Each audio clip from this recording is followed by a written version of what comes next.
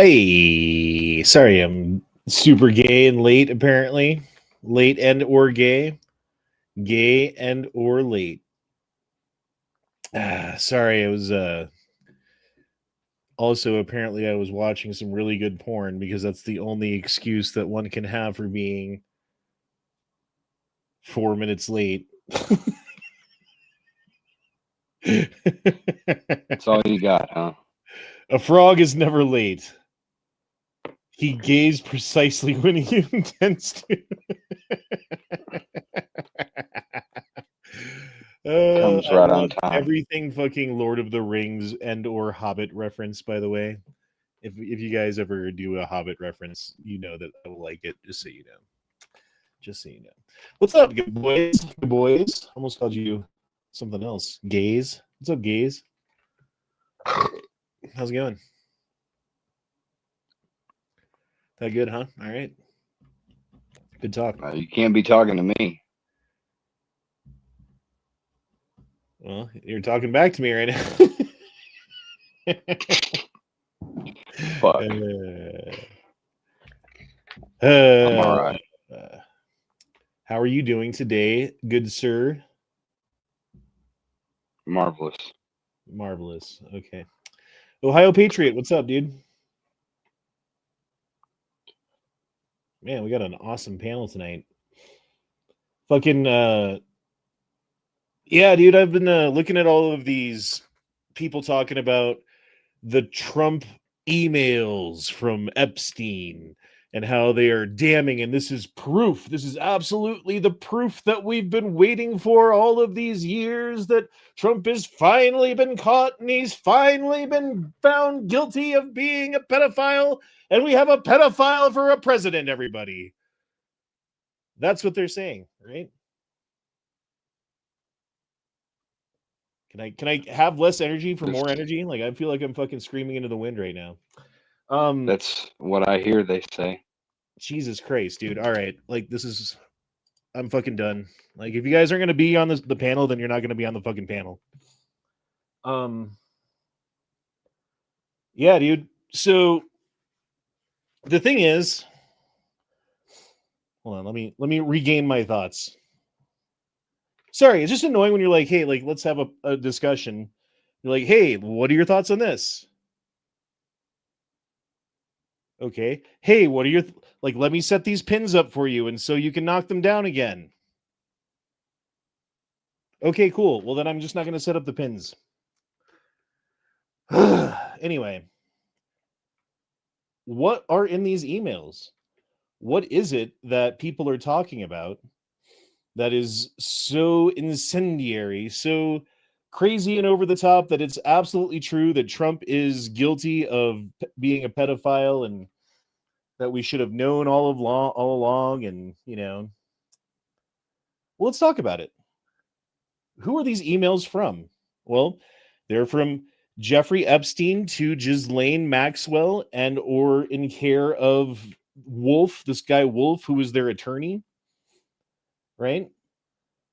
And as far as I can tell, Wolf, the attorney, is this guy who has given Epstein advice as to what he should use as leverage over Trump to get him to do what he wants him to do, to blackmail him, and the ways to leverage Trump if he does this and the ways to leverage Trump if he does that. Like, he's a sleazeball. He's one of those sleazeball fucking lawyers who's on the wrong side, who fucking, he's just a piece of shit, dude. And you can't trust him. And I don't think you can trust anything that's in the emails necessarily. I mean, I'm not saying like anything's necessarily false either, but certainly this isn't like proof that's been given in court that, like testimony sworn under oath, right? And as far as I can tell, there was one email specifically that was about Virginia Goffrey, or however the fuck you say her name, who was a supposed or admitted or known Epstein Island victim, right? Like someone who was admittedly or reportedly or whatever, self-reportedly, someone who was trafficked on the behest of Jeffrey Epstein. And she had previously given under oath that Donald Trump had never done anything to her, right? And there was one of these emails that conveniently they redacted the name of the person who was the victim that he was talking about, that Epstein was talking about, had spent hours with Trump, right? So the one person, the one piece of potentially damning evidence, as far as I can tell, right? That's like the only thing that was in there. Besides, and we'll get into the other things that were in there. This is like the only thing that was like potentially negative about Trump that came out, was that he had spent hours with this supposed Epstein fucking victim, and also that there was a picture of him with some girls in bikinis, right? Some underage girls in bikinis. Well, the thing is, again, she's one of the people who was like a known outspoken victim who was going after people. She was going after Prince Andrew or whatever as being someone who had done stuff with her and was outspoken about Epstein himself and all of these other things. Well, yeah, she had specifically said that Trump had nothing to do with her, and that was the person that was indicated or implicated in the emails as the person of interest that they redacted very conveniently. Because I mean, she died what in like 2016 or something like that. Like she died of some weird fucking circumstance, or I might have even been more recent than that. I'm not sure, but she's dead now, and her side will never be heard. But the point is that she had testified that Trump never did anything and that other people had.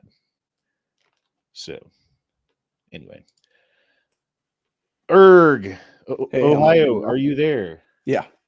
Sorry, my mic was all messed up because I had to change out mics today. You're good. I'm just like, Yeah, I literally couldn't. I didn't even realize we were live. I couldn't even hear you guys at all. Jesus. Is this you? Yeah. Real open 613? Yes, that's my second account. Okay. All right. So yeah, and then, like there was other emails in there that like apparently there were like 1,500 emails in which Trump was mentioned. But then you're like, how is that like how could you have 1,500 emails in which Donald Trump is personally mentioned? And then you look into it and you find out like 1,450 of them were financial disclosures or financial statements that had different corporations and businesses and had Trump's name on them for whatever reason. So like he was either looking into or looking at Trump's finances. There were about 40 emails or so that were explicitly Epstein calling Trump a piece of shit, saying how he didn't like him and that, you know, this and that about him. And that there was a one email specifically that recounted the situation in which he got kicked out of Mar-a-Lago, right? And whatever year that was. And the story behind that, according to Trump and others, was that there was some kind of gathering at Mar-a-Lago. There was one of the members of Mar-a-Lago who had a 14-year-old, give or take, daughter who Epstein was hitting on or talking to or whatever the case was, inappropriately, supposedly. The word got back around to Trump, who then had the guy kicked out. He had Epstein kicked out of his club. So, and the email was saying like, oh, I wasn't even a member in the first place. Ha ha ha. You know, so there's definitely some weird shit going on. But it seems to me that, and tell me what you guys think. Tell me if I'm wrong. If there were videos or evidence or pictures or credible, reliable testimony of Trump doing something bad with underage girls at any point. At any point. Don't you think we would have known about it by now? Oh, it would have 100% come out back in like 22, probably. I mean, it probably would have come out even in 2016, you know? Because, like, I mean, maybe not in 2016, because they didn't pull out all the stops at that point because they thought that he was kind of a joke and wouldn't win. But certainly in 2020, all of this information would have come out. You know, it would have been their October surprise right before the election. Like, here's Trump with a 14-year-old girl. Ha ha ha ha ha. Here's the video. Here's the picture. Here's the blah, blah, blah, blah, blah. And, you know, and that would have been the end of Trump. And that would have been it. And that's the only silver bullet that they would have needed. They wouldn't have needed to, like, you know, and this is just my opinion, but they wouldn't have needed to pull out fucking COVID and shut down the economy and you know, change the way that the world works and like implement all these fucking crazy social fucking distancing rules and fucking shutdowns of schools and churches and stuff like that. So that they could have mail-in voting and all the other provisions that they slipped by because of COVID. And I don't know if, you know, I don't know if it was the chicken or the egg, but certainly the two things were related. Biden getting elected and the fucking pandemic. Anyway. So yeah, there's a couple emails about fucking him hating Trump. There's a whole bunch of financial disclosure emails that aren't really about Trump, that just have Trump's name in them. So when they pull up like, oh, here's the documents that we released from Epstein that show that we've got all of these files. Ha ha ha ha. They've got the 1500 number in there because they like saying things like, well, there was 1500 emails. Like, okay, what were they? What were the specific emails? And you look into it and you find that there's no there. And then also there's the one email that specifically talks about the dog that's not barking is Donald Trump. And I forget the exact phraseology in that particular email. I went into a little mini deep dive into this shit today, if you can't tell. But yeah, so the fucking dog that's not barking email, it's pretty ambiguous about what he's actually talking about. You can't really tell from the context of the email what it is that Trump should be barking about that he's not barking about. Until, and this is just my theory, and I could be wrong. You look at a video from Mike Johnson was talking about this recently. And in that interview, he basically fucking states that Trump was state's witness against Epstein. And that maybe the reason why Epstein hated Trump so much was because he was out to get him for all of the pedophilia shit. And that maybe the dog that wasn't barking was Trump going state's evidence. And in spite of like being like, here's my theory. Fucking Trump and Epstein had words. Trump said something to Epstein like, I'm going to fucking nail you to the wall about this shit. And then nothing happened. And then Epstein was like, Trump is the dog that's not barking because I thought that I was going to have trouble from all of this, but I didn't. Meanwhile, and all the while, he was, you know, singing like a canary to the FBI about what Epstein was up to, which eventually led to his arrest. I don't know. Yeah, it's definitely very, very weird for sure. And I feel like we're just seeing the beginning of a lot of this stuff, especially with all the infighting going on with Meghan in the last like 3 weeks or so.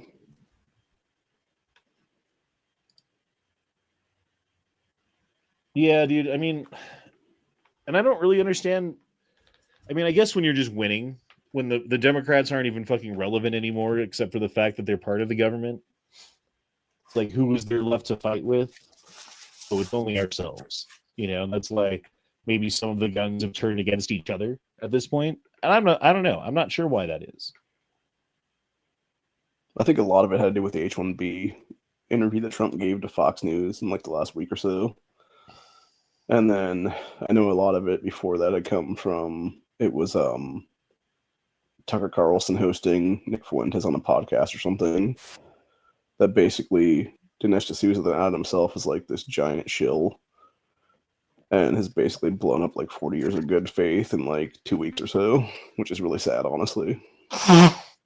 Well, I mean, the whole Tucker Carlson, Nick Fuentes thing, it's like, should you not be able to interview people who you might disagree with or that are controversial?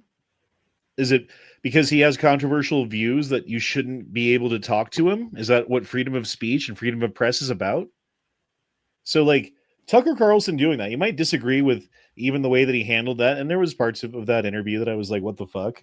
Like, specifically when Fuentes was like talking about how he idolized or fan, like he liked Stalin so much, basically. Like, I feel like that was something easy that he could have fucking pushed back against and fucking found out more information about or whatever. But, you know, it's an interview. You make mistakes. You forget to come back and circle back to things. I get it. You know, like that's neither here nor there. You could have just done a better job, in my opinion. It's not about him not interviewing the person that he should have interviewed or whatever it was, whatever the case may be. You know, I don't think that should even be part of the conversation. But in this country today, for reasons that are stupid, that is part of the conversation, is that you can't fucking platform people who are deplorable, the basket of deplorables, as Hillary Clinton said, you know?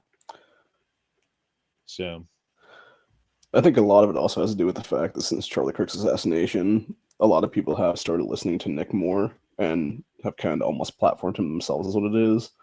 And then meanwhile, you have people, whether it be the people that are running Turning Point USA at this point or what it is, are trying to basically bring up Manchurian candidates like this Brian Holohan kid, I think is what his name is, who just looks like a jerk off completely, and like nobody likes this dude.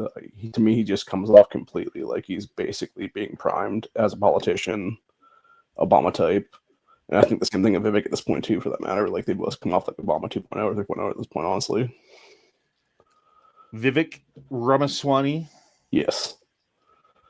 You know, I kind of like some of the things that he was talking about, and I don't know, like we're kind of headed in a direction in this country where, like, we haven't had enough kids, right? And that ship's already sailed. Like, we should have started having kids like crazy 10 years ago at least, and that would have been like fucking last minute fucking Hail Mary pass. You know what I mean? So we're past that, and so they decided, like, to boost the economy because we don't have the numbers to continually grow the economy in the way that it should grow. What we need to do is import a bunch of people.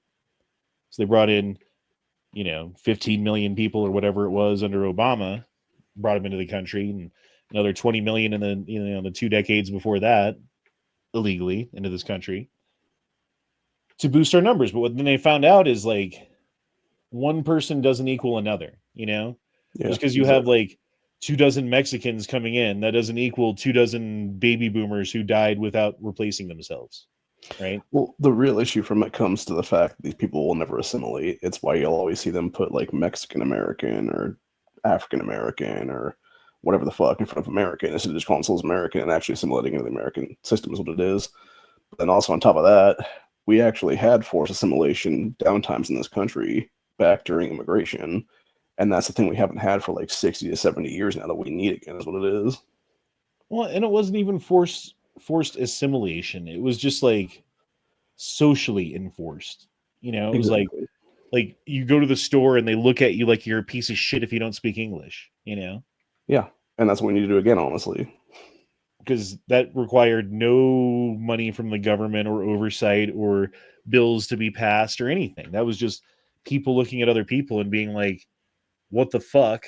Learn the customs here. What is wrong with you? You can't learn the customs, then get out. But we all became too polite. And I think the whole Fuentes thing, like it or not, that's the pendulum swinging back the other way. And that's people not being polite anymore. Like that video of the guy with the saying the dudes were chimping out. Did you see that video? Maybe, I'm not sure. So this guy pulls up to like grocery store, and there's two black dudes in a car blaring music, parked in the fire lane, and he gives them a dirty look, and then they're like, they start doing the things that they do, when that happens. Of course. And so he turns on his camera and he starts mocking these dudes. It's like, it's kind of funny, but it's kind of like, man, I don't know how to feel about it. Because he hard R's them several times by the end of the video. Yeah, it's kind of indifferent at that point. But I mean, at what point is that acceptable? Is there a point where it's acceptable to call someone the hard R? Oh, I almost had to a couple times with my neighbor this week. I'll ask the chat that. Is it ever acceptable to say that? Like, let's say you're being assaulted, or they call you a honky first or something, Like, at what point is it like, all right, like, you crossed the line, now I will cross it with you? The difference is, like, it's like, once you say that word to someone's face, that there's going to be quite immediate, potentially fucking really bad fucking physical consequences, Like, you're going to get in a fucking fight immediately after that, at best.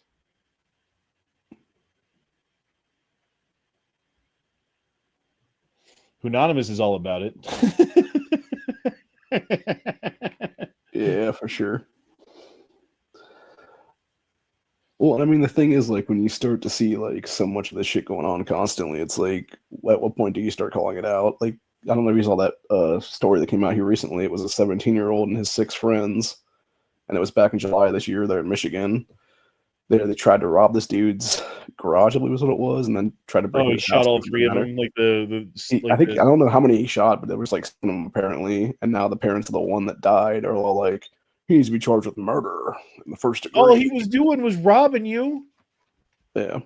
He was just in your house with fucking weapons, and like 5 of them. You didn't have to kill him. Yeah, dude. Like, fuck that. But here's the thing. Like, okay, let's say I'm walking down the street. Just hypothetical. Right? And there's a black guy there, let's say. And I'm like, he's doing something wrong, whatever it is. And I look at him, we make eye contact, and then he starts getting verbally aggressive with me, right? Calling me names. I call him names back because he called me names first. He then comes to me. I defend myself with a weapon. Is that self-defense? Did I go out of my way to like instigate that situation, or was I just walking down the street and I made eye contact with someone and they started verbally assaulting? What am I supposed to do? Run away every time someone fucking cusses at me just because I'm carrying a gun? Is that how that's supposed to work? No, and you're 100% in the right at that point, because as long as you're not the aggressor, you're perfectly fine with defending yourself at that point in time in history.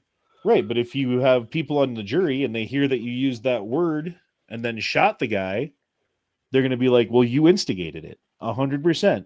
You instigated it because you say that word and people are going to assault you. That is how that works. You can't say that word in front of people and expect to not get assaulted. Yeah, and I think that's the problem with a lot of our society now, is we've become such a pussified,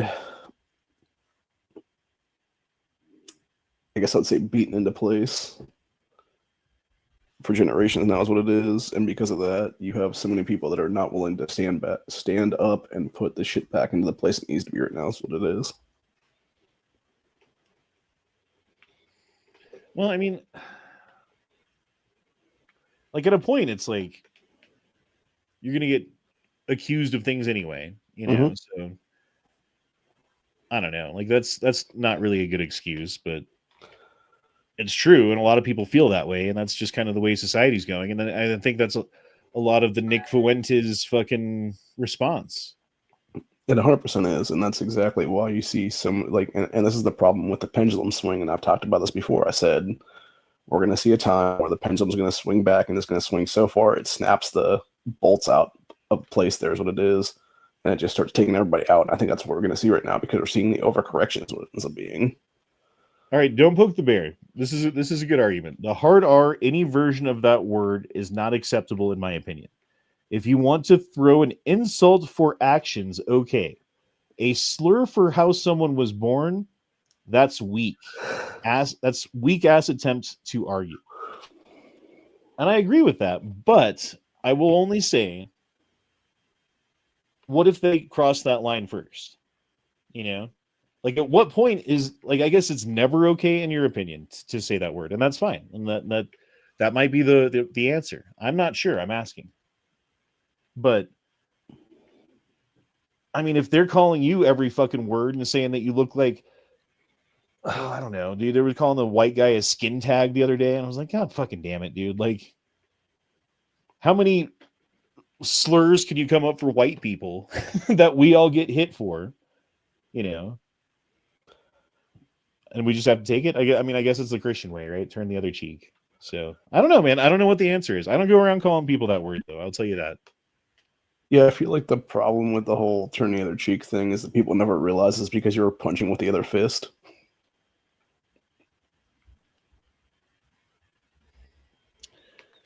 I heard a long time ago that the turning the other cheek thing was like, it was illegal to hit someone with your left hand. Mm-hmm. So if they slap you with your right hand, then you turn the other cheek, and then they slap you with their left hand, and now they've broken the law, and they get in trouble. Yeah, because it was the poop hand. Yeah, the poo hand. Yeah, Snow Bunny, Mayo Monkey. Like, there's a million of them, dude. And like, they don't really bother me.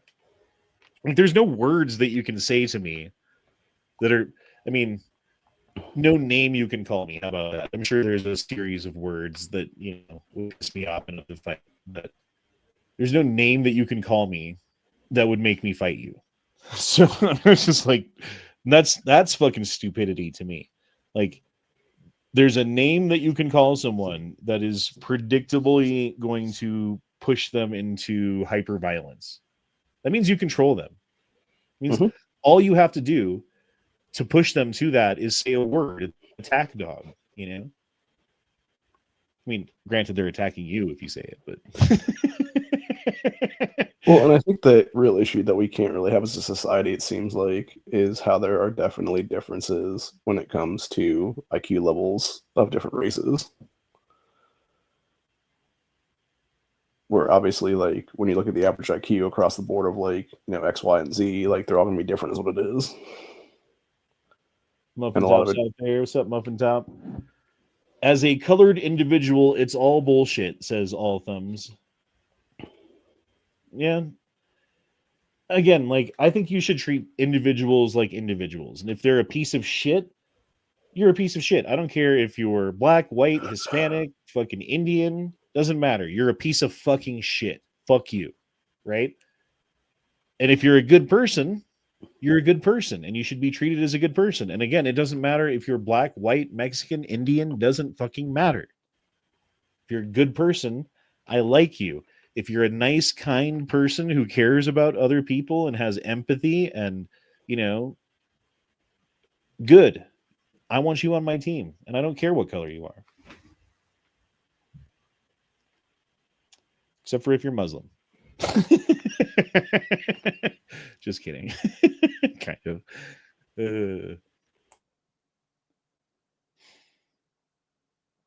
There's a bunch of slurs. Wait, what does this say? There's a bunch of slurs, but hard R is a magnum opus. What does that mean? It's like the best. That can't be topped, basically. Kind of like insulting Muhammad for Muslims. Like when Steven Crowder did a painting of Muhammad with period blood. my god, they fucking hate him for that. That was too much. Wasn't there like a whole terrorist attack because they did that Muslim, or it was like a Muhammad drawing contest or something in the UK many years ago? I don't know, man. Well, there was some French newspaper or something like that that got taken over by terrorists because they posted a Muhammad drawing contest in or they drew Muhammad in their comic. They had a fucking comic strip in their paper. And yeah, like dudes with AKs showed up in France, which apparently you can't have AKs in France, but somehow they have them. Well, a lot of those go back to the Obama Fast and Furious guns, just like the Ariana Grande concert. The dude who shot that thing up was it was one of Obama's Fast and Furious weapons. Oh, really? I didn't know that. Yeah. And ironically enough, the guy who was a security guard that night could have stopped it from happening, but he didn't want to racially profile the guy for being Islamic. And then costing like a couple dozen people their lives because of that.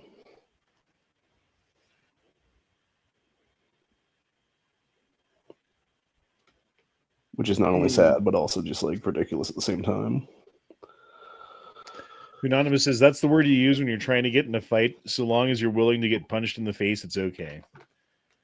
I don't know, man. I don't just go around saying that word though. I think it's kind of bad to say. Although I have had some really negative experiences with a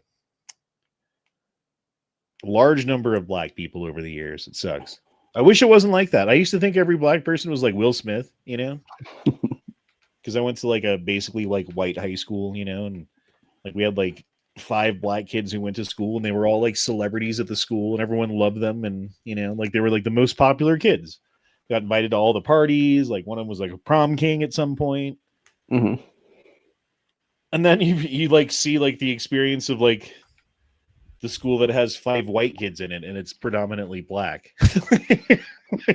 Yeah, totally different experience. But I didn't know that back then, you know. So, well, I think it was also too like when the two of us, I know you're a little older than I am, but like our time periods of high school were much different than these kids have nowadays. Well, I mean, I didn't have a cell phone. There was no social media back then.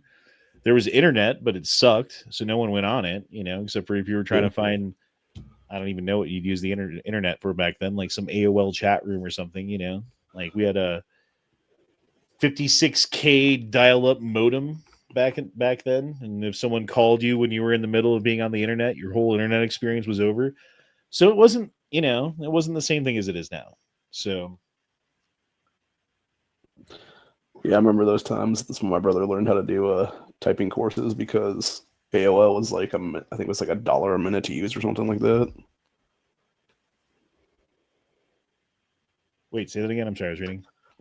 America Online was like the only internet going at the time or whatever, and because of that, it was like $1 or like $2 a minute to use or something. And my mom told my brother, she's like, "Hey, if you want to be on there, you got to learn how to type as fast as possible." And so he took a typing class and basically was able to type like, I think it was like 75 or 85 words a minute or something like that. I remember like you go to the store and every magazine, every like so many things came with like a America Online CD. Mm-hmm. You could put it on your computer and then you could go to AOL and what did you even do there? There were just chat rooms and like news and weather and stuff. Like I don't even know. That's pretty much what it was. Yeah, it was just like chatting and. But that was the peak of fucking.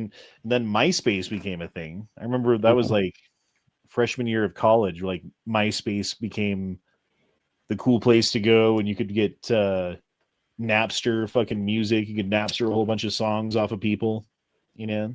And then like. Then it was cool to have a computer, and I didn't have one yet.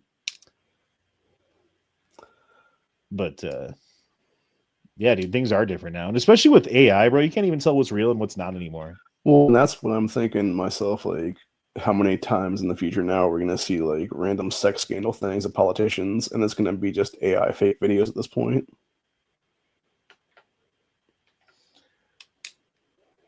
I don't know. I keep running into these people who think that the Butler, Pennsylvania Trump shooting thing was fake.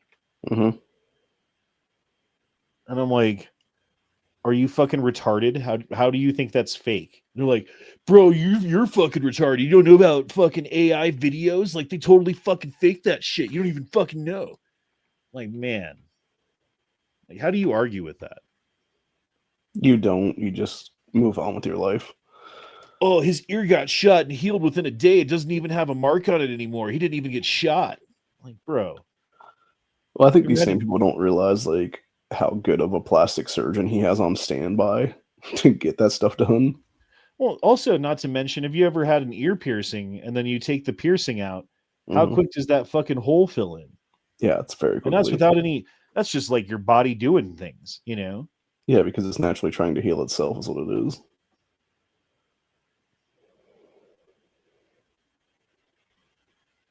MySpace in freshman year of college. Gee, someone get this geriatric some Metamucil. I mean, I graduated high school in 2000, dude. 2001, when 9/11 happened, I was 18 years old, about to turn 19. I was prime fucking time age to go to Iraq and Afghanistan and kill a bunch of sand people for things they didn't do, you know? Yeah, it was by the grace of God and the fucking wisdom of my sister that talked me out of going. Because I have a whole bunch of friends who are my age who all saw the same things that I did, got pissed off as fuck like I did, stood in line to join the military like I did, but only they didn't have a sister that talked them out of it. So they joined, and a couple of them aren't here anymore. A couple of them aren't here anymore because they got back and now they're not here anymore, if you know what I mean. Mm-hmm.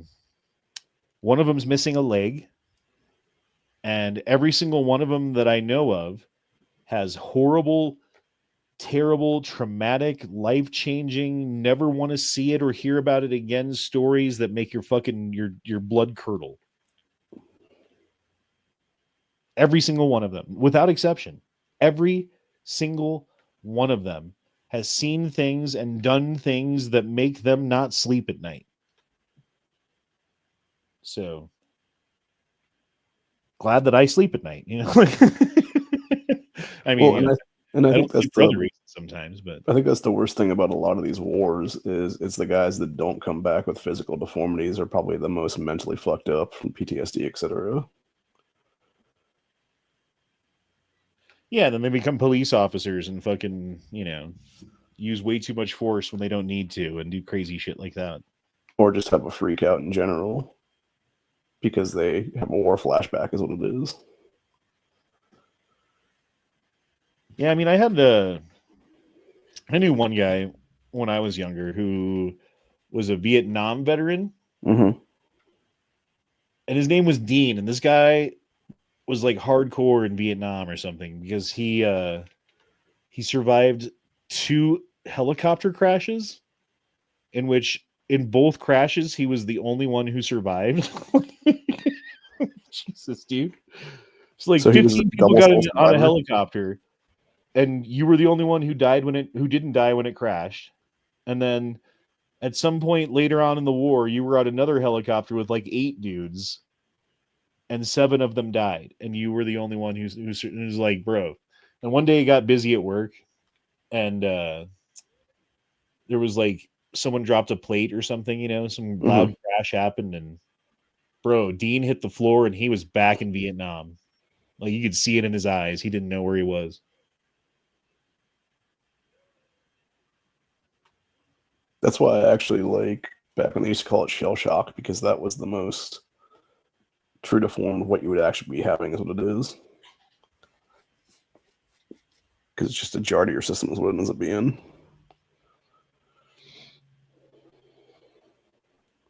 Yeah, dude, I remember being in high school and seeing like the Marine recruiters in the hallway.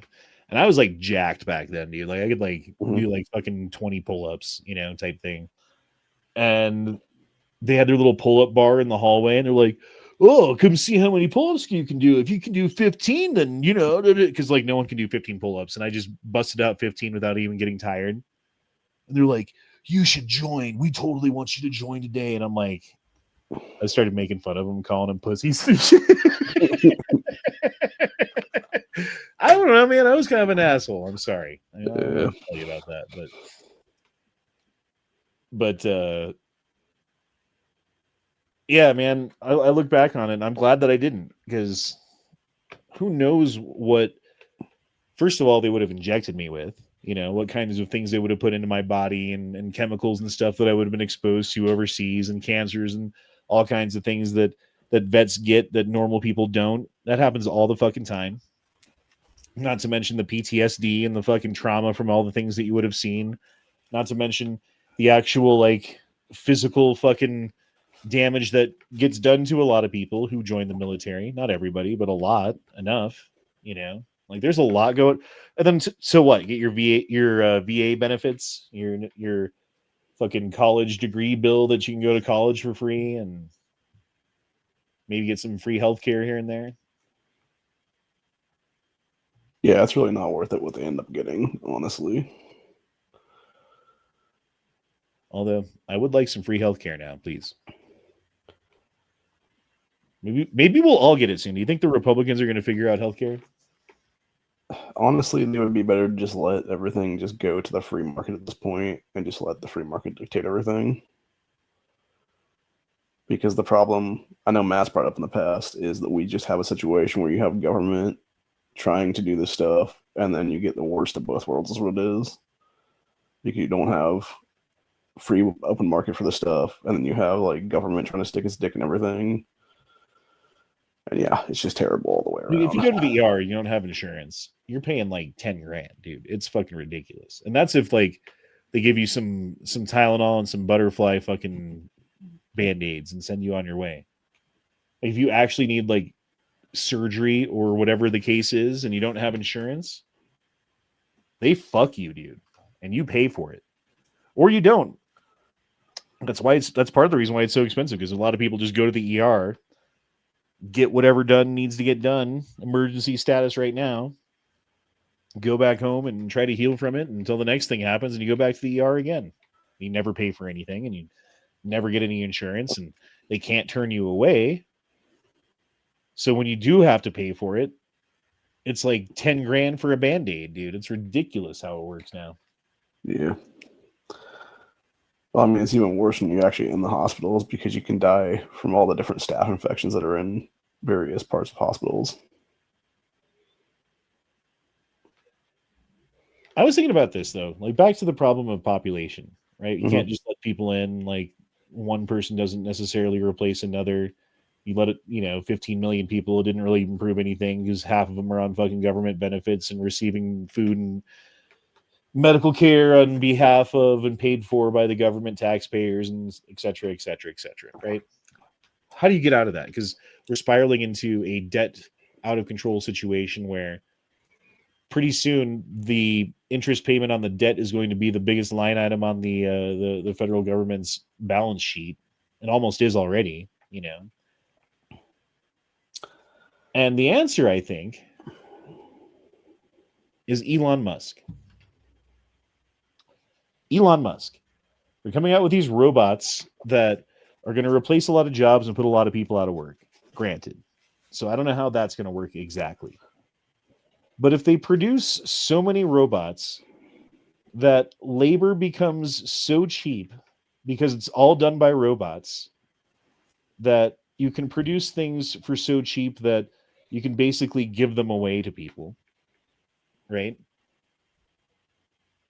And then we'll have so much productivity in this country because of these robots working around the clock that, maybe they need to recharge their batteries, but they don't really need to rest. And if they, like their knee breaks, you just fucking screw on a new one. It's not like your knee, where if your knee breaks, you got to have all the health insurance claims and everything else, right? Yeah.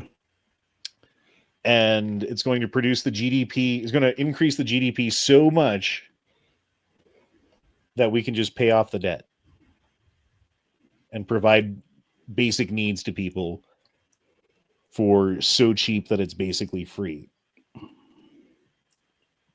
And that when you go to the doctor, it's going to be robot surgeon hand that fucking does things that a human hand couldn't even dream of, to the point where if you're getting surgery and a human's doing it, it'll be barbaric.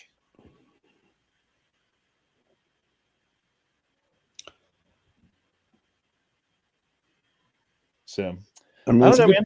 It's a good theory for sure, and it possibly could work. It would just take a while, is what it is. Because I mean, as we've seen, like with a lot of these robots, like they're not quite advanced enough to do a lot of this. Like, I mean, like you said, some of them are obviously, but like across the board, we definitely need to have like 2 or 3 generations in before we can get like the perfected stuff. Well, the really scary fact on that one, though, is that when the sex bots come about, that's when we're going to see a real bad day in humanity. Yeah, that's true. But I don't know, man. Like, it could be the way to Star Trek. It could be like the way that we get to the moon and to Mars, and like humanity becomes a multi-planet species and then a multi-star species eventually down the line. And like they're talking. If it was anyone else but Elon Musk talking about this shit, if it was like Bezos, I'd be like, okay, like, you know what I mean? Mm-hmm. But Musk seems to be one of those people that can get the impossible things done. Like, here's an impossible task. Oh, but Elon Musk is on it. So now will it get done? Is it impossible? I'm not sure anymore. So hopefully the Elon Musk effect happens on the whole robot thing. And I don't know. I don't know if it's going to be a bad thing. Is it going to be a bad thing that robots take all of our jobs and we all just like fucking sit around and talk about comedy or something? I don't know what we do at that point. What do we do? What do we do if they take like 90% of the jobs and the only jobs that are left are like fixing robots, or I don't even know what our jobs would be. Wouldn't be driving cars. Wouldn't be any menial labor. Wouldn't be any fucking like clerical tasks. Wouldn't be anything that AI can do. Wouldn't be, like there's like basically all the jobs are going to be taken by AI and robots. I mean, there's still certain things, obviously, that they would have to be perfected to be part of, but like, yeah, it would definitely be a situation where you'd have like a singularity moment in this world, and that would obviously not be good either for that matter. Because we're already pretty close to that anyway, where robots can realize like, oh yeah, we're better than humans or whatever, and we're superior and stuff, and then we don't need humans at all is what it is. Trade jobs, I think that eventually the robots would be doing like fixing your ductwork and fucking coming to your house and fixing your sink and shit. Again, I think that would probably be like 4 or 5 generations into probably not right away, but robot waiters, I think that's probably first or second generation is going to be robot waiters, and like stuff that walks around and just carries things and sets it down and stuff like that. Yeah, I mean, we're already starting to see some of that right now with like the wheel cart kind of robots is what it is there. And I know that DoorDash recently they made like, I think it's called the Dot or something, and it's supposed to be a delivery bot.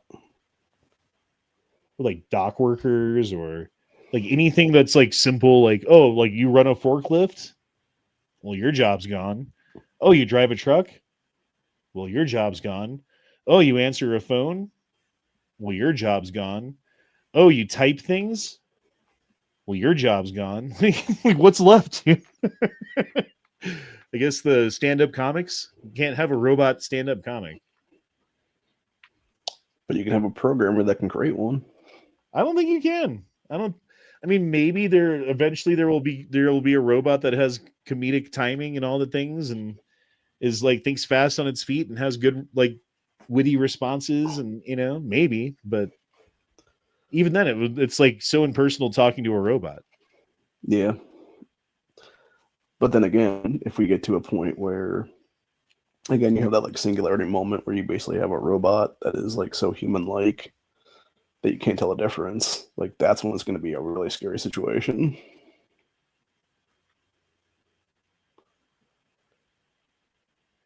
See, MSB, I heard about that too, like AI writing code and it being wrong. And the thing is, you can use AI to write code, but you have to have someone who knows code to look at the code that the AI writes to like spell check it and make sure that it didn't make mistakes. And that's where it's at right now. I think if you give it some time, that it'll start actually writing code that does work and doesn't need to be checked. You can basically prompt a whole video game and it'll just make it or whatever, you know? So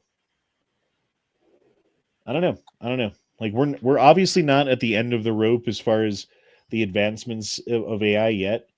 If we can get to AGI, that's when things doesn't look so good for humanity anymore, let's say, potentially. Well, I know some of these AIs like Sora 2 and stuff like that, they're already being able to be given prompts to write like entire movies and stuff and like trailers and for film and stuff like that, and it's crazy. Yeah, or like Brian Knight saying the country songs they come out with that are really good. Oh, I've heard a couple of them that are pretty catchy, hilarious. dude. Yeah, like it's clever and it makes sense and it's got hooks and like writing music is kind of like an art, and yet the AI just does it. Yeah, I think there's one that's called like Biscuit Beats or something like that, and it's like there was a couple words like dudes talking about like rubbing one out and things like that. Hilarious. Have you noticed that the war in Ukraine has turned into a robot war? I have not. Have you noticed that they've stopped talking about the casualties on the front lines? It's no longer something that anyone's mentioning. I really haven't paid attention to that for like at least 6 months anyway. Well, I'm telling you, no one's talking about the death tolls anymore on either side. And if you look at the battle lines, you don't see any humans. Because if there were humans anywhere on the front lines, they would be blown up by fucking drones because they're on the front lines and that's where the drones can reach. And also, you don't see any assets. You don't see tanks or fucking, like artillery or embankments or, whatever. There's nothing like that because if there was a tank or something and it's within the kill zone, it's going to get blown up. Yeah, 1.1 million Russian deaths, according to who? Brian Knight. And yeah, there was a point where towards the beginning of the war, there was like a weekly, there were 12,000 people that were killed in wherever today, blah, blah, blah, blah, blah, blah, blah, blah. You just don't hear that anymore. At least I haven't been hearing it.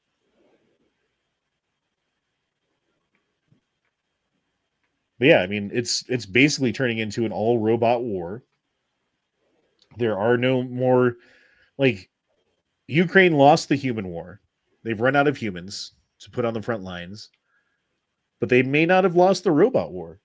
And I think the powers that should not be on both sides, the countries on both sides of this equation, including China and the US, who are not directly involved in this thing, are using Ukraine as a test bed to advance their weapons systems against other weapons systems in a live fire exercise so that they can rapidly advance and get better the technology that is in use. Both measures and countermeasures. And it's like drones are one of those things. It's like the fucking arms race, right? Like the nuclear arms race between the United States and Russia, and it was a matter of us outspending them and producing more weapons, and then we won, basically, because we spent more money than they could spend, and they were spending all the money that they could, and it was their entire economy, and they couldn't spend any money on anything else, and then they went out of business. And we won, quote unquote. Well, with drones, I don't think there's an upper limit to how much you can develop them. Like, you could spend $10 trillion developing some drone, and there's always more improvements that you can make. There's always more money that you could spend to make it better. There's no limit to the capabilities. I mean, maybe there is like a physical limit eventually, but just think of all of the different technologies and gadgets and things and integrations and techniques and different ways that these drones could work to fight your wars for you and fight against other drones and fight against humans, and the specializations and different ways that they could be used is basically infinite. So there's no limit to how much money you could spend. And there's no limit to how good these things get. So the one who wins is the one who can produce the most best drones for the cheapest. And so far, that looks like China. I don't think we can produce drones here in America. Not yet. Not right now. Maybe Elon Musk can get on that shit too. I don't know. Like, fuck, dude. Was it ever proven what those like crazy drone flight things were that were coming out of the water and shit like a year or two ago now? Nope, no one knows. Nobody knows nothing. Yeah, that seems really suspicious in general. I don't know. Elon Musk was talking about basically outcompeting NVIDIA, saying that he's going to make chips here in the United States that are 2 to 3 times better than NVIDIA for 10% of the price. It's like, damn, dude. Again, if anyone else but Elon Musk said that, I'd be like, well, you're full of shit, you know? Yeah. Obviously the downside of all this is like Palantir and them creating basically the China style surveillance that's going on right now. What's up with Trump and MTG? I don't really know. I don't know what the deal is there. Do you know what the deal is there? So my understanding is that Marjorie Taylor Greene came out the other day because it's her and Tom Massey and a couple other people that are not on Israel's payroll for the APAC. And she was basically like saying some stuff, and then Trump basically called her a traitor. And then she went on, she basically kind of went to the left now as it is, because she went on CNN and was like, I'm so sorry for all the rhetoric that I've caused in the last couple of years, and da da da. And Trump's like, yeah, I'm going to primary your ass out, so good luck not being in Congress anymore for 26. And that was before the CNN interview. So yeah, I don't really know, man. I still don't know. There's a lot of weird shit going on there, and I don't know, like it's basically like it's kind of like those things where it's like the whole like kingmaker Trump shit or whatever, where if you're not like on his like directly like sucking his dick, basically at this point he's gonna fuck you over is what it is then. I assume there was probably some of that. Like she said something that he didn't like, or said something about him that he didn't like, and he does have that like malignant narcissistic fucking capability of like you can kind of goad him into things potentially, you know, like by. Well, that's my understanding, is that's he does have his fucking flaws, you know. My understanding is that's why he would not endorse Winsome Sears for Virginia governor, and that's why she lost that race then. Yeah, that one was weird. Why was there a Virginia governor's race on a like odd year in between fucking? There always is. I believe if I'm not mistaken, it's Virginia, Washington State, New Jersey, and I think there's like one or two others that are on like the 25, 29, 33 scale, etc. there. It's like the same thing with the other, because there's other states that'll do like the odd year of like, instead of it being like 24, it's like 23. And then you'll have the even year like 26 now. That's going to be Ohio and everybody else like that next year. Patriot says, I'm so fucking tired of half our government simping for Israel. Yeah, I get that sentiment. I honestly do. It's become blatantly obvious, and it's like the one thing about 2026 is, and this is what I keep telling people, we just need to primary out every single incumbent. This is the one time in U.S. history that we're going to have like about 80% of the government up for re-election in like 50-something years, and they just all need to fucking go and be replaced. I agree with that. I think even if like we even had to sacrifice the quote-unquote good ones who were in there, there's so few good ones and so many bad ones that it's like man, you got to throw the baby out with the bathwater sometimes, I guess, you know? There's a lot of bathwater there. I don't know, man. I keep thinking about the whole Epstein list thing.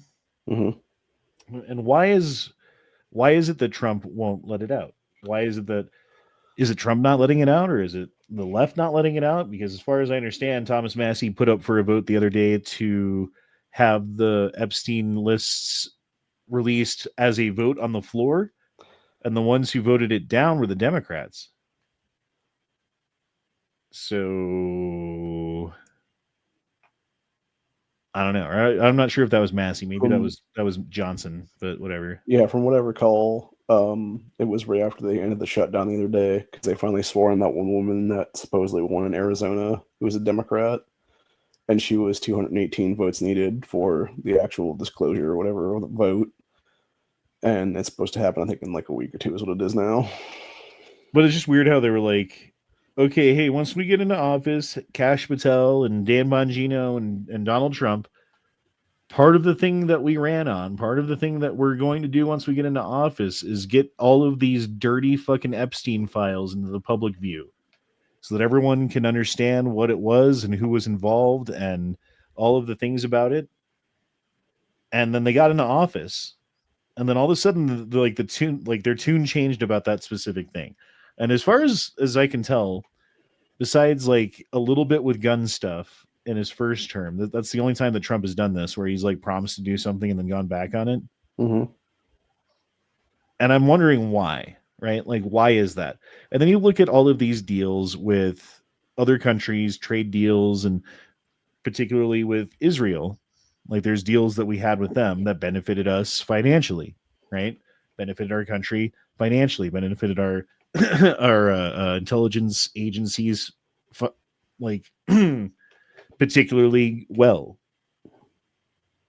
And at the same time, all of a sudden, Trump is uncomfortably on camera talking about how there's nothing to see in the Epstein files and how there's no information there. And then what's her name? Pam Bondi goes on TV and says, oh, I know that I said that I had these files in my office and that I was ready to release them, but they don't actually exist. And it's like really fucking weird and really funny how it worked. And it's obvious that something's going on. It's obvious that we're not being told the truth. And if you ask the left, the answer is the reason why we aren't being told the truth about what's going on there is because Trump is guilty and he's a pedophile. And that could be the answer. I don't think it's the answer, but I'm not saying that it's not. Like there's the jury's still out. Yeah. But I think more likely is that there are people who were guilty, who were on that list, who have information on them that is damning, that if they get released will be really bad for them or their countries or businesses or whatever the case may be. And that certain deals were made with these countries that benefit America. That Trump made the deal to keep these things secret. And that sounds really bad. It does. But it's blackmail, and Trump, the guy that we like, is using the blackmail to get the things that he wants. Is that bad? I don't know. But I am going to try to trust the president that we voted for now, until there's reason not to.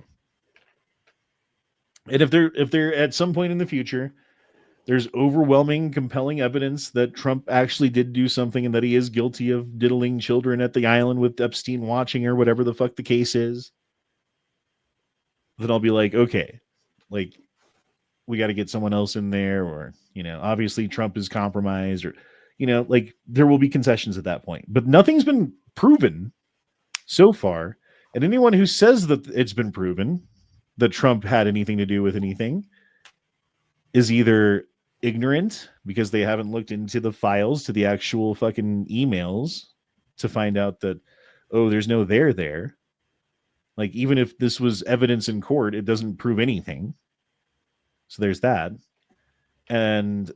Or rather, that they're too dumb. They don't fucking, you know what I mean? So they're either too dumb or they haven't looked into it. Or they're lying, I guess, would be the other option. They're just lying because they have looked into it. They know nothing's there. And they're just like, yes, there is. It could also be, and this is just my theory on it, that, given the fact that these have existed pretty much in the spectrum of the federal government for like the last 4 years or so, who's to say that we haven't had 4 years of Democrats just creating their own fake lists, and it's basically Trump and company trying to nail down people on the real list so they can actually charge them in like one fell swoop is what it is. And they're just gathering enough evidence right now to put them all away at one time is what it is then. Patriot 330 says Trump won't release the list because he doesn't want anyone to know he was invited to the party. And that could honestly be the answer, but I don't think that anyone knows yet, or at least publicly no one knows yet. So I think we'll find out. I think we will. I think that this isn't going away, and that eventually these deals that Trump made are going to have concessions because people aren't giving up, or like they're going to have to release more of the information, but they won't release all of it, or whatever. You know what I mean? Like, I don't know how it's going to work, but I feel like these deals are already made, handshakes, and money's been transferred, and America is benefiting from the blackmail of the Epstein list right now. How do you feel about that, Lit on Steel? Can you hear me good? Yep. Okay. I got a new mic and everything, so I don't know how it was going to sound. I think the files are, number one, they're a good, useful distraction when they want to do other stuff, so they don't want to lose that aspect of them, because it gets everybody in a tizzy on both sides when something new comes out about the files. Well, the timing of it is very suspicious, because as soon as the government opens up, and they've been pushing like, oh, the Republicans are keeping the government closed, and they're pushing that. And then as soon as they can't push that anymore, they immediately pivot to, well, Trump is a pedophile, and here's some new files. And that's a Saul Alinsky tactic, which is keep up the pressure, never let up, never surrender, never let up, keep up the pressure. That's exactly what they're doing. I'm sorry, I interrupted you. No, you're fine. And you're right about that. It keeps their side in a tizzy. It keeps Trump's side having to try to defend him when they don't have evidence to defend him or not defend him. I do believe if he's in them in a bad way, I mean, like we've always said, they had 4 years to say something about it, and they never did. I just think if it ever comes out, it's going to take half or more of the whole government down, and they can't have that.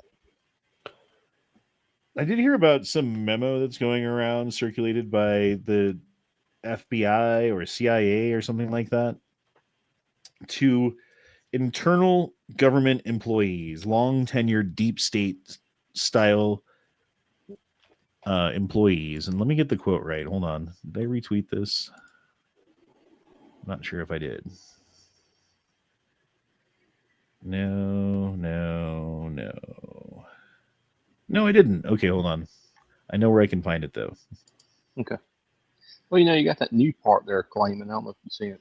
Oh, the files say that Trump sucked Bill Clinton's dick. Like, where the fuck are y'all pulling this shit from? Yeah, dude, again, it's like, oh, well, there's videos of Trump drinking pee from Russian prostitutes. Or like, okay, like, sure. If any of that was true, it would have already come out. That whole Steele dossier was actually a 4chan troll that somebody in the mainstream media then purchased for, like, I forget how much money it was. And then they tried to make it legitimate. The one thing I do think is interesting about what we know about the Epstein files so far, though, is it's actually implicated Hillary Clinton quite a bit. And apparently, I guess she was having an affair with Vince Foster before his murder.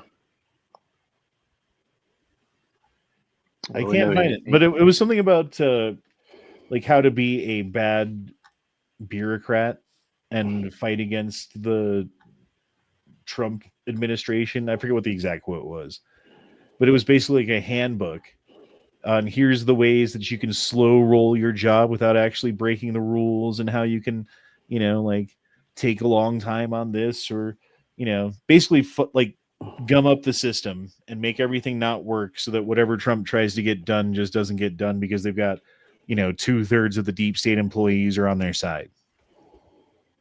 So a normal government timeline. Right, exactly. And I can't find the quote. Oh, well. Odin Fool says, what about the 2K tariff stimulus? I mean, part of me is like, we need to pay down the debt. We need to make sure that the amount of money that we are taking in is more than the amount of money that we are spending out, and that giving everyone a 2K stimulus is the exact opposite of that. But the economy is also pretty shit right now, and a little 2K bump might be a good thing for everybody. So I'm not sure how I feel about it. I'm almost wondering personally if it's not them trying to set up universal basic income in such a way. Because what better way to do it than to do something like, oh yeah, we're going to give you another stimulus check, and then it's like a couple months from now they're like, oh, by the way, we got enough money from tariffs again, let's do another stimulus check. I don't know, dude. I don't know. I know that when everyone was getting stimulus money, I was making fucking shit tons of money at my job. So I'm kind of like, because I got the stimulus money and then I got like a little piece of everyone else's stimulus money. Yeah, that's true. But time to go out and eat then. Yeah, it's like Cadillac and fucking Hennessy and Newport's all made a fuck ton of money. Hell yeah. So I don't know. I don't know how I feel about it. I know it would help Stimmy, a lot get of the people Henny. out right now. What's up? I said, you get that stimmy and get the Henny. Yesterday's pomade 8084 says, off topic, Google backcountry discovery routes, BDRs. Yes, the BDRs. A ton of adventure bike trails listed in your area on this site. I have seen it. I know what you're talking about. There's actually a lot of the Western states have their own state BDR, like the Colorado BDR or the Utah BDR or the Nevada BDR or the Washington BDR. California has one too. And they're all these like basically all dirt road, all trail paths that you can take to cross the state. So in like Colorado, for instance, it's all on the western slope, so it's all far away from me. It might as well be in a different state. It's so far away. But you go from basically Four Corners up to Wyoming. So you go from the Four Corners of Colorado all the way through Colorado and end in Wyoming and take dirt trails and dirt roads and basically no pavement the entire way, which is pretty fucking cool. And camp and stuff along the way too. That would be cool. People do it in Jeeps and stuff, but obviously I'd want to do it on a motorcycle. I don't really think we have stuff like that here in South Carolina. What state are you in? South Carolina. Yeah, let's look it up. Yeah, Is there? We might, and I just don't know it. But I don't think we do. Like, all we have is like hiking trails and stuff for the Appalachian Mountains and everything. No, there's no official backcountry discovery route. That sucks. Yeah. How many states have that? I'm gonna say Midwest to the West is probably when it starts.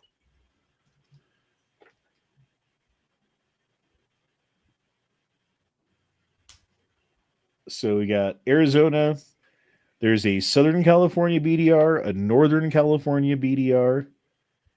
Colorado has 990 miles of BDR, dude. That fucking 1,000 miles. That's crazy. Damn. Idaho, awesome. Maine has 1,300 mile route. Goes from remote forest to Canadian border. That's crazy. Maryland, cool. Massachusetts, Nevada, New Hampshire, New Mexico, New York, Oregon, Pennsylvania, Tennessee, Utah, Vermont, Virginia, Washington, West Virginia, Wyoming.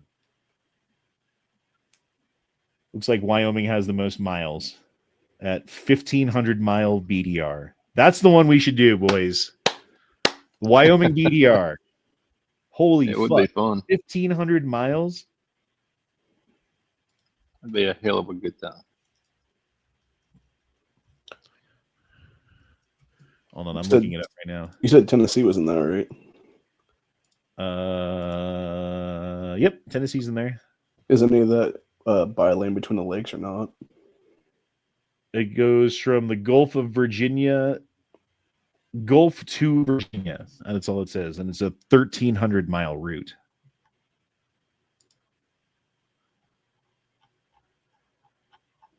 Bro, I really want to do the Wyoming BDR now. Wow, look at this. Okay, here, I'll screen share this.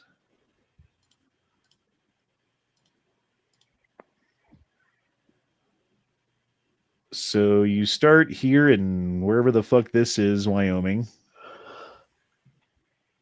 Like, this is the Front Range. Like, if you go north on I-25, you end up in Cheyenne. So it's like way west of Cheyenne is where you start. And then go crazy routes and around here. Then, oh, I was hoping you'd go through Yellowstone, but you don't. That's okay, though. But damn, you go across the whole fucking state. Look at that. Damn, that's cool.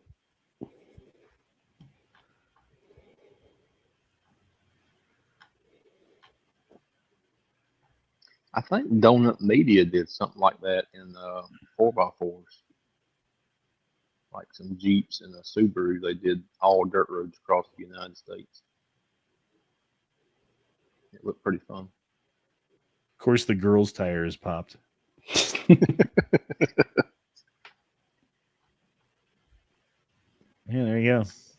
Yep, that's on the bucket list now. Thank you for that, internet. And who said that in the chat? That was Onin Fools. No, wait, that wasn't Onin Fools. I forget who said that. Damn it.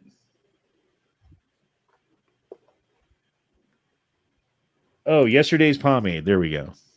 Thank you, yesterday's pomade. Sorry, I had to give you credit. What's the elevation change? I'm not sure. I don't know. When we were doing trails in Colorado, there was one trail that we did that went from the elevation that we were at, which was about 9,000 feet, went down to 7,000 feet, and then up to 10,000 feet, and then back down to 9 within about 3 miles. Good God, all that's higher than the highest elevation around me. So we went like, first we went like down forever. We went down like 2,000 feet of elevation. And then we went up like 3,000 feet of elevation. It seemed like we would never stop going up. And then we went down a little bit more and we were back to like the, like the road. Oh my God. And that was the one where like my fucking camera ran out of batteries and I dropped the bike like 7 times and fucking, I thought I was going to die at a point. It was like bad, dude. That was scary and thrilling and awful and great at the same time. Dude, my ears would be popping out of my head doing all that elevation change. I'm not used to. My boyfriend's testicles were bitten off by a camel recently. Should I marry him when he wakes up from his coma or marry his identical twin brother whose testicles are in pretty good shape? Maybe you should marry him, but borrow from the brother, if you know what I mean. Yeah, there you go. Yeah. All right, boys. Well, I think it's time. I think it is time. We've been going for almost an hour and a half, which is how long we normally go for the Gay Frog Chat. But I got some shit I got to do, and I have to get that done right now. So we're going to go ahead and end it now. Deuces, y'all. Shall not pee in fridge. Trouba to Shabanaba to pressure. Batacath care. Protect the troops. 2 words. Made in America. And we'll see y'all next time. Later. Bye.